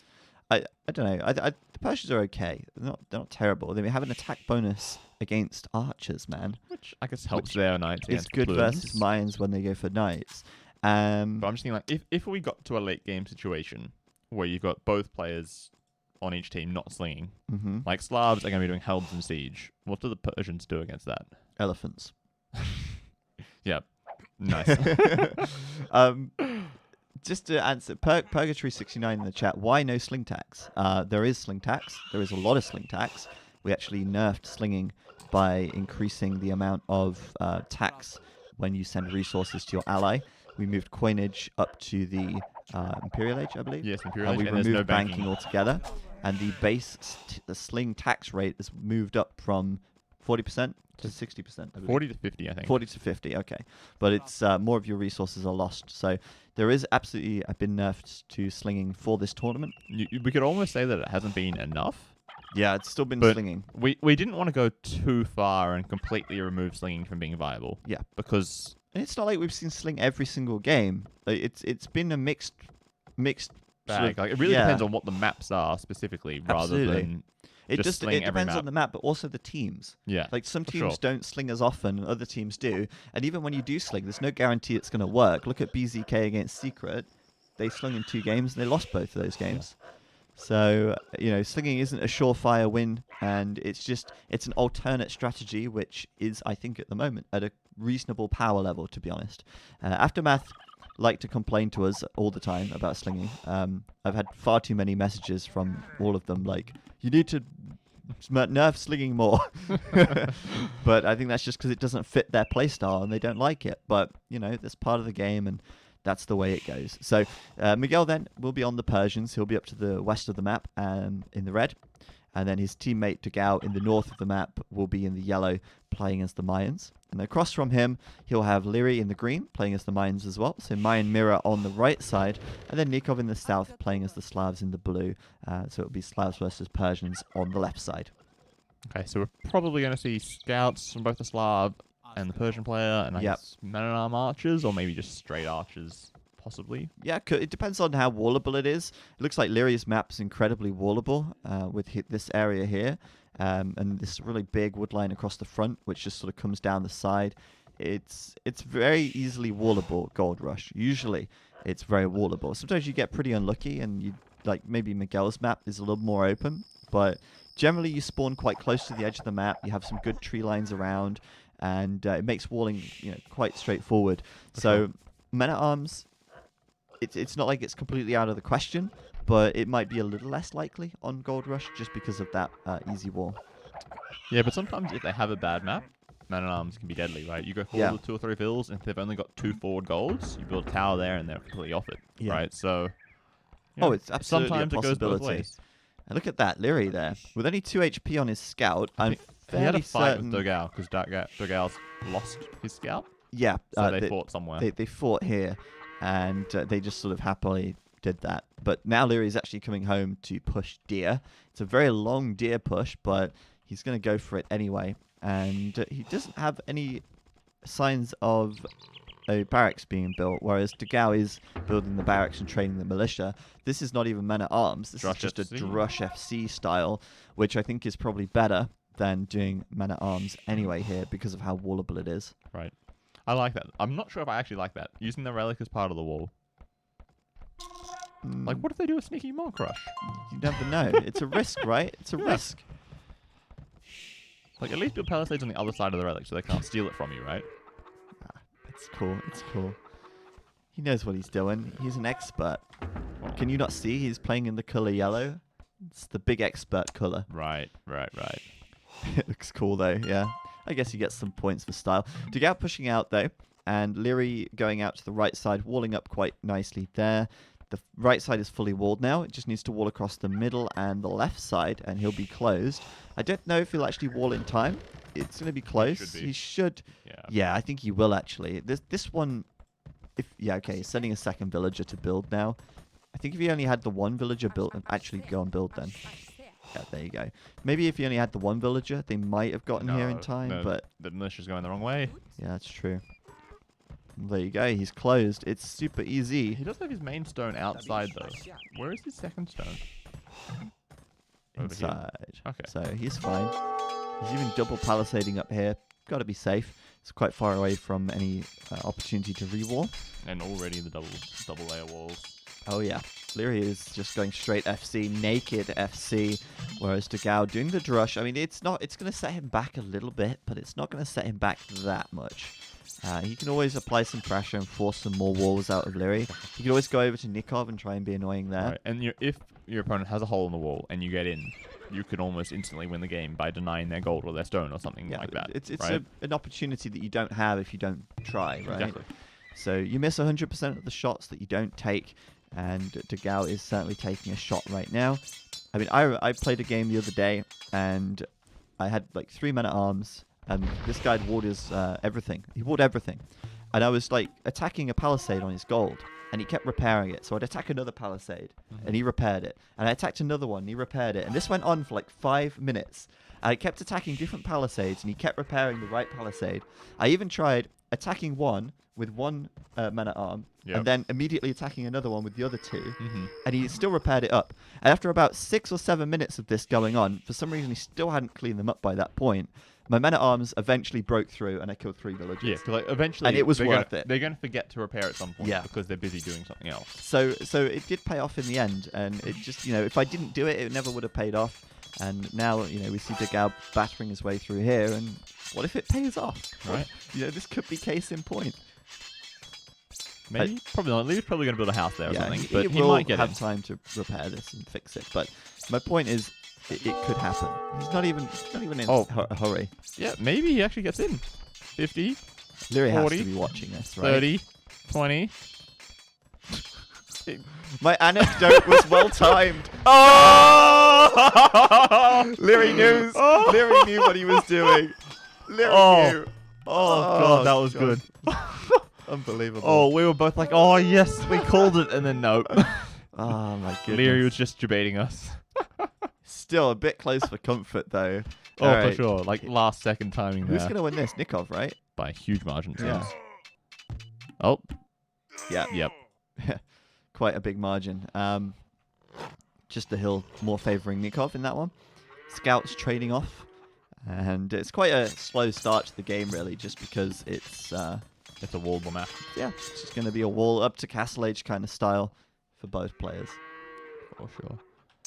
Yeah, repair cost and idle time for 6 minutes is also something. I'm not counting that out at all. And there you go, he's onto the house. Maybe you kill a house at some point and make a house. It's like, yeah, well, cool. They have to rebuild a house. 25 wood.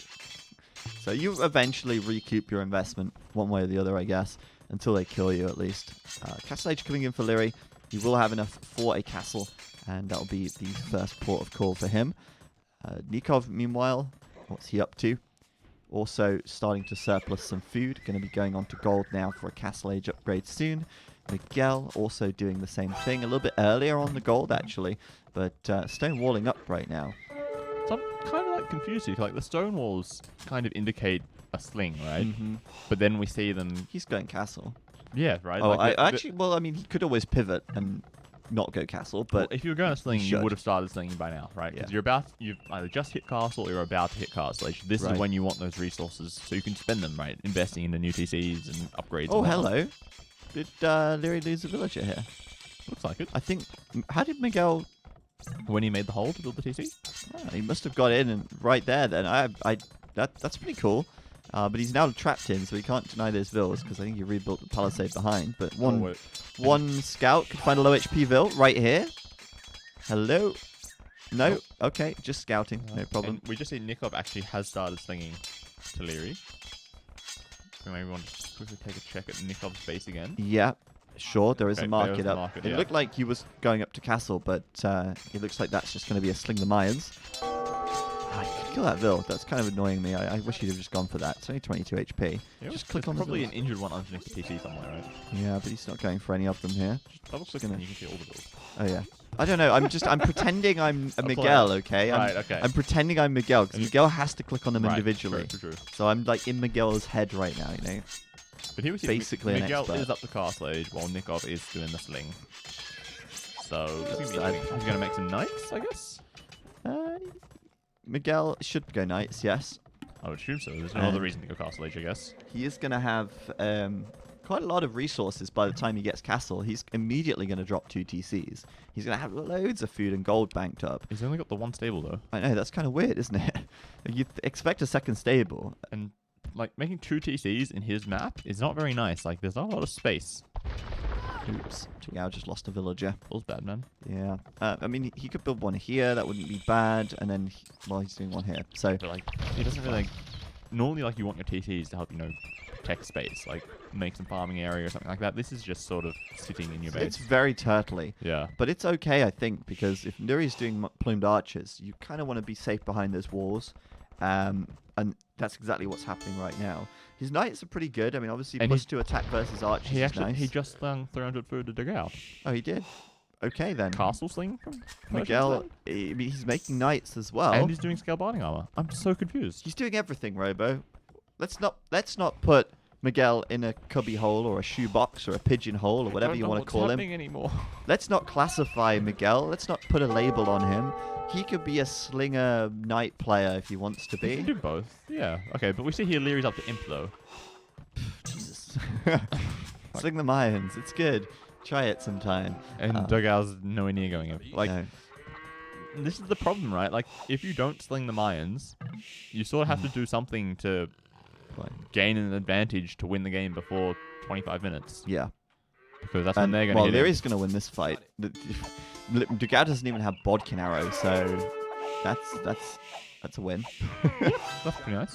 Jeez. Okay. Leary's KD is 8-2, and the 2 losses were like his eagle and a villager. This is really dicey. I mean, it's such a defensive, passive game from both teams, but then why not have Miguel sling? Maybe Miguel will sling, but it's just going to be like a Castle Age boom sling kind of thing, so that eventually Dugao will come out on top because, in theory, Miguel will be able to sling a lot more resources over to Dugao. Yeah, but the problem is like it's just so much slower, right? Like we already see Leary's 60% up to imp, Yes. and Dogao's kind of. He's going to build a castle in the middle now. This is a great hill, by the way. He's got more than enough stone and map control. Yeah, and it's like now Miguel's slinging Dogao, but it's not enough. Yeah. Like, could we just check Dogao's resources? Dugao right now is a bit Right. far away. He's Yeah. got half the food he needs to click up, and Yeah. he's going to click up after Leary hits imp, basically. Yeah. Just want to say to those of you who may be watching on YouTube, we are dual streaming this right now. I am able to see the the YouTube chat, but we are actually live on the twitch.tv/EscapeAoE stream. This is where I normally stream, and I'm just dual streaming on YouTube today to raise awareness of the fact that I am still alive, I am active, I am casting Age of Empires almost 2 or 3 times a week between Friday and Monday. But it's all happening on EscapeAoE. So if you're wondering where I am, that's exactly where I am. Just to answer you in the chat there and update you with what's happening on the YouTube stream. But yes, so thought I'd get that in there while the game's sort of ticking Before the over, action really. starts once they hit him. Yeah, not a lot going on at the moment. Oh boy, Dogao's doing scale mail armor. So it looks like Eagle play from Heresy versus Mass Plumes. And those militia have finally died. Yeah, finally. Did they kill the house in the end? No. It's a shame. They didn't Well, do the anything. castle would have killed them, so they had to run away, I guess. Would it? Maybe. Maybe it would. I don't know. But they do eventually go down. We've got Treb coming out. Another castle from Leary right now. And yeah, so the Eagle play could work. It's nice. I like it. If you can get all of his techs. I feel like if you wanted to do Eagles, you needed to feudal sling, not castle sling. Because you really need to kill them before they have a huge mass of plumed archers. Yeah. Because if they get 40 elite plumed archers sitting near 2 castles, you can never kill that. No. Unless you've got like 100 eagles. And plumed archers are so much better at killing eagles than Arbalestar because they get the bonus damage. Yeah, they get like +2 bonus. Yeah. Once they're elite plumes, they get +2 against infantry. Yeah. So it's completely a different story with plumed archers compared to Arbs. And you might have 100 HP and 8 pierce armor, but Right, if you can only attack 6 of them at a time because they're in a corner somewhere. exactly, it's not easy. So Leary here going to be attacking this castle, and Gao's not imp yet, so he can't even make any defensive trebuchet. Miguel will be slinging more resources over though, and this is. You look at the difference in villas, right? Miguel actually has more villagers than anyone else in the game, and all of those resources are going over to Gao. Sure. Like he's going to run out of gold eventually, and if he can't sling gold, then he's pretty useless. Yeah, well, that's the thing Right. with Gold Rush, isn't it? Like, at some point, you have to push out of your base and get the gold in the middle of the map. And by Leary having 2 castles and a TC here, You can't get there. the clock is on Heresy. They have to do the damage. And, he's going to get El Dorado. Oh, no. Oh no, if he doesn't Oh, he's get going that. to lose El Dorado. He's not going to get it. The castle's going to go down. The castle is gone. It's Okay, and it also looks like Leary is So bad. raiding Miguel. That with is so plumes. bad. You've got walls, that's fine. I can deny your gold Shoot from outside the walls. Oh, I can't believe he lost El Dorado there. That's so unfortunate. That extra health is so valuable. Well, now he definitely can't take a fight, I think. No, it's going to be so hard. Maybe he can try and bypass the plumes and run for the eco instead, but Eldorado gives them extra health, so they'll go up to 100 HP. Right now they've got 55. Once the elite comes in, they go up to 60, and then Eldorado gives them an extra 40 HP, so it's a huge upgrade. Like 40 extra HP when you've got 60 by normal is massive. It's almost doubling your HP. Yeah. But like he's got half as much military as Leary does, and it's not as good military. Well, he just got denied that tech, so that's Yeah. unfortunate for him. And now, of course, like just 1, 2, 3, 4, 5 plumed archers just causing havoc in Miguel's eco. Look at this. And now the TC is gone, and the time is it's closing. Leary is going to have to take this fight, and Dugao is going to have to take this fight rather very soon. Dugao's just trying to mass up as many eagles as he can and hope that he can get out there and clean up the army. It's basically he's got one shot. Yeah. If he doesn't kill it, it's over. If he does kill it, they've got an opportunity to get back into the game. But here we go. This is it. He's going to come in. He's got 8 pierce armor, 9+2 attack, and look at that Leary's little going to corner that back the up plumes can sit into. right there. Yeah. He's going to continue to back. He will lose the trebs as well. And Leary with the gate. He had a forward villager, and he just drops a gate down and makes this perfect choke point. Look at it. Look at them go. They've got to attack the gate now. They have to attack the gate, and the eagles are just dropping. They can still hide between the stone and the wood, right? The gate by itself doesn't really change anything. Oh, the gate is lovely. It helps. It was nice. But and there you go. Leary with 70 kills and 20 deaths so far. As he backs away now, micros down these eagles. He's one-shotting these things and swatting them like flies. Now imagine if, I don't know how many eagles he had, right? Like, let's say he had 40 He had eagles. 35, 40 eagles. Yeah, 40 eagles, and he gets an extra 40 health on each one. That's The health pool so of much. those units just rapidly increases. But right now, he's just not got the numbers, and he can't take the fight. So Leary is going to go ahead and just keep Dugao in his base, bully him in his base. Miguel is continuing to sling him, while his eco is just falling apart here. He just managed to get a tower up and kill those plumes. But he's now got that critical mass, right? Once you've Yeah. got 60 plumes, you can't kill that unless you've got onagers or skirms or like something. a lot of paladins. Yeah, you need Paladins something. are okay because they've got a lot more health and they've got a lot more They've resistance. got triple the health of an eagle warrior and more pierce armor. Wow, Or there equal you pierce go. armor, basically. It's GG right there. Aftermath get the win, and Heresy just cannot stand up to that Mayan sling. I mean, well, that said, they both slung the Mayans. But in this one, obviously, Dugao just could not stand up to the faster imp of Aftermath. And seeing Blue getting carried, Blue did his part. Blue sent his resources over to Leary so that Leary could do the carrying. That's kind of how it works with the sling strat. Dugao got a lot of sling, but it came a lot later. I'd be very interested to see the total resources sent. We'll take a look at the post-game stats right now and have a look at those sling stats. Nikov actually ended up sending more resources to Leary than Miguel did, because Miguel was investing more into his own eco. Right. And the sling started earlier for Nikov. And So because that first of feudal all, age thing was way better. Miguel first of all spent 1,000 resources going to castle. Yeah, Maybe right. another 500 making some knights and some upgrades for the knights. Yeah. And then, he's made, how many more villages does he have? He has 30 99 more vills.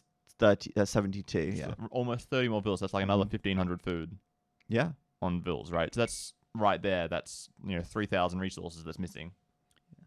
Yeah, it's kind of awkward. So And if the game continued for another 15 minutes, yes, his thing Yeah. would be better and his economy would be better. But remember, they're Slav farmers, so it kind of balances out somewhat. the Slav farmers for Aftermath, of course. Yeah. And then just the fact that Leary's so much faster Yeah. to be offensive. 4 minutes faster to imp, Right. 4 minutes faster to get the I trebs think out, if- 4 minutes faster to kill the castle. If Dogao had been up at roughly the same time as Mm. Leary, he would have had a similar amount of eagles.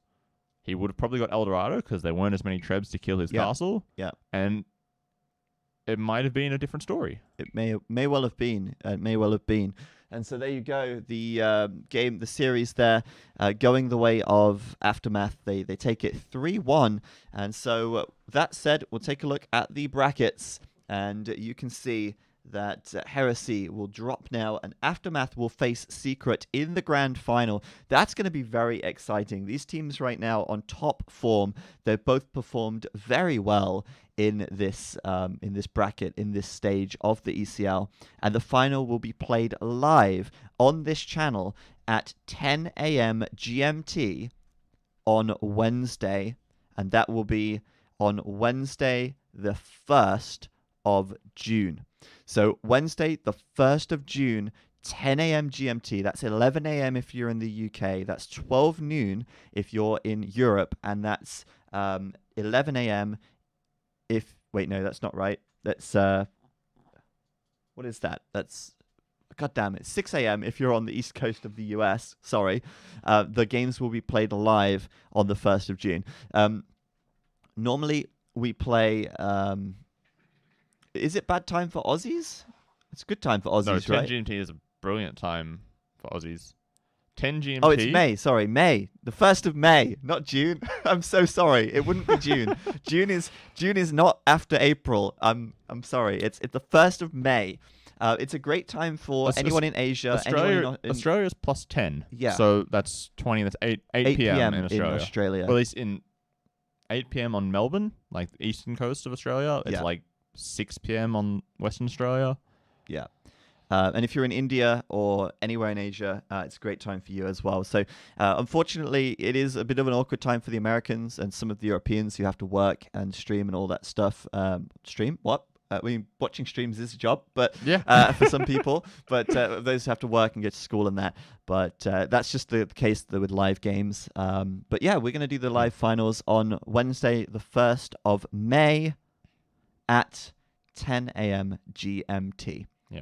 We apologize again for not having them here to do this Rex, but Yeah. sometimes the players, they have This is real the first life time things it's happening. happened, to be fair. Yeah. There's just all the games sort of delayed by half a week, and then by the time it got to the final, it'd been a week delay, and they just weren't able to get it done during this week because Viper was away, essentially, and he was really unable to play much at all. Yeah, you need your A player to be able to play. Well, he has to play, right? He has to play. Oh, yeah, that's a good point. Because the 2v2s, you can't switch players you can't in switch and out. players out. You can switch players in and out for the 4v4s and even the 3v3s. But 2v2s and 1v1s, you can't switch. But... yeah, we are going to be saying goodbye now, and we will see you tomorrow if you're around, because we'll be streaming the New World Championships tomorrow. That's our currently running Age of Empires 3 tournament. So make sure you tune in for that if you're interested in watching some high-level competitive AoE 3. There's also going to be a LAN final at the studio in Manchester for that event. That's going to be casted by Interjection, and I don't know who's joining him, probably Maito. He usually casts with him. We might have some other high-level players as well. I think he said Soldier might be casting with him. I think that might be on Monday. Maybe. But we'll find out. There'll be some experienced players there to join. Exactly. So that's going to be tomorrow at 17 GMT onwards. And then on Monday, we'll be here as well with some more community games and some Stronghold. So we do a lot of coverage of all Age of Empires here on this channel on EscapeAoE. Once again, if you're watching on my YouTube channel, come and tune in on twitch.tv/EscapeAoE.